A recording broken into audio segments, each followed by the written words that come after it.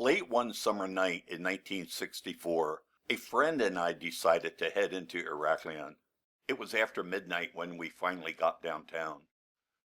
Because it was right before payday, we didn't have much money, so hitting either the Bamboo Club or Chichi Ferez was out of the question.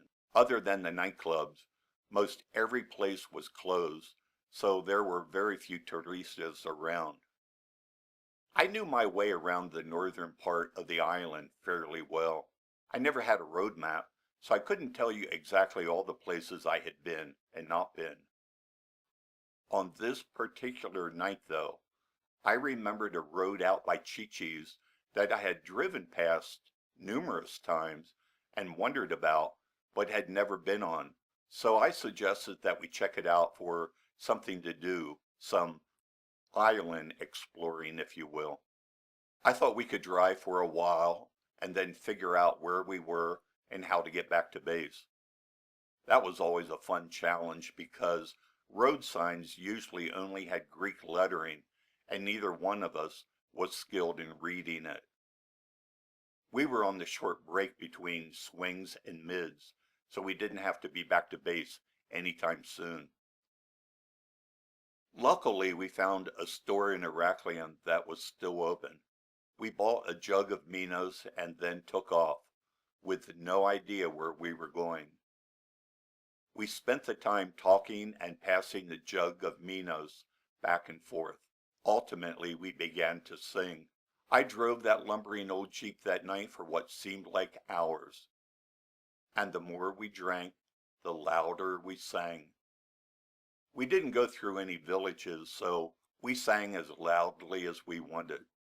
It was one of those rare times in life when you just didn't have a problem of any kind. Eventually, in the distance, I saw the sea. We were feeling pretty darn good by that time. So when my friend suggested we drive onto the beach and get wet, I didn't argue.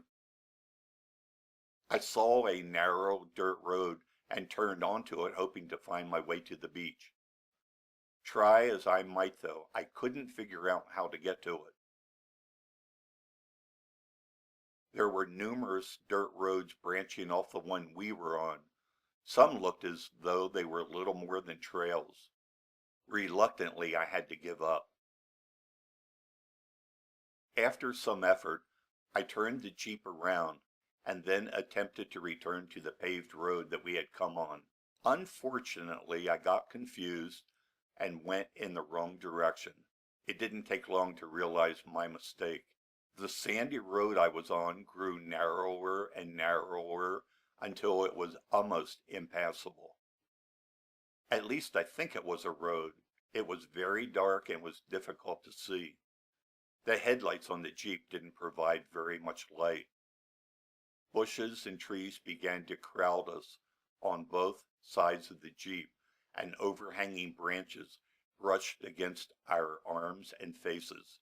I drove slowly, hoping all the time that I wouldn't have to back out and start over on a different road. Then, unexpectedly, the overgrown vegetation opened up, and there was a fence with an open gate directly in front of us. I hadn't been unduly concerned about being lost, but the sight of that paved road on the other side of the fence was definitely a welcome relief. I maneuvered the Jeep through the fence and stopped on the pavement.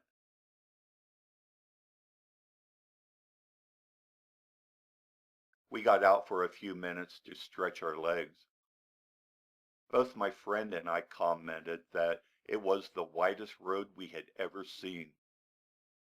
We weren't sure which direction to go, so I made a guess and we continued our trip. Briefly, it didn't take us long to realize that we were driving on an aircraft landing strip instead of a superhighway.